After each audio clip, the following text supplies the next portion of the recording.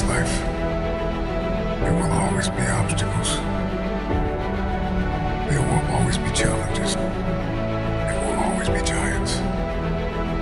What has defeated you? What is your giant? Name it.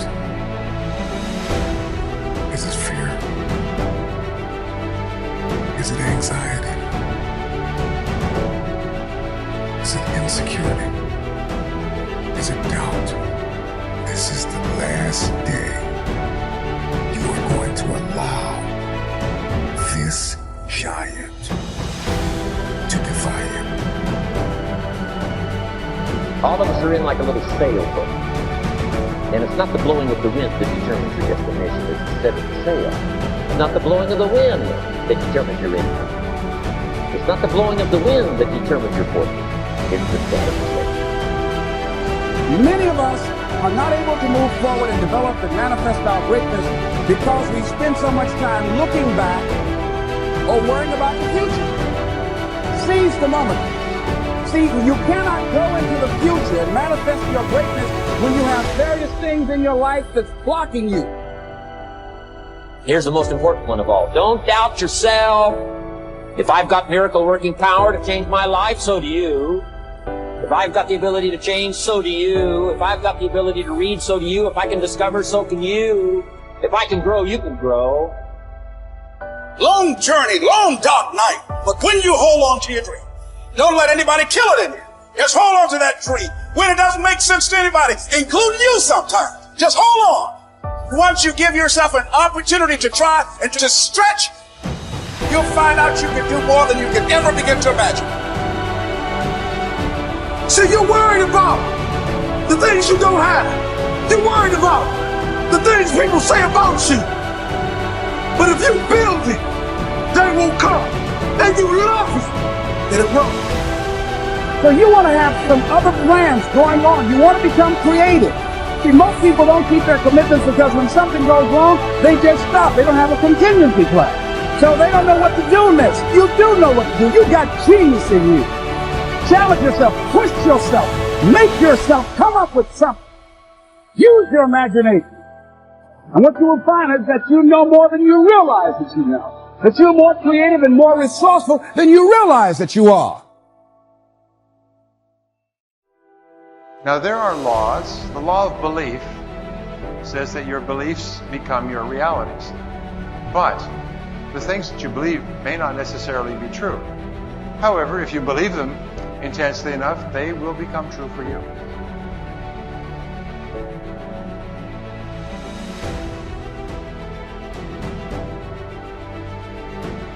Would you say it's smart to focus on one goal? I mean, if you're sick, obviously it's smart to focus on getting healthy. But if you have a regular life and you say, you know, I would like to have the classical stuff, more money, more wealth, more love, more joy. Would you say in those meditations it's smart to focus on different goals, or should it rather be the big goal, like a big vision I have for my life, that all the steps on the way are just marks I will pass at one point?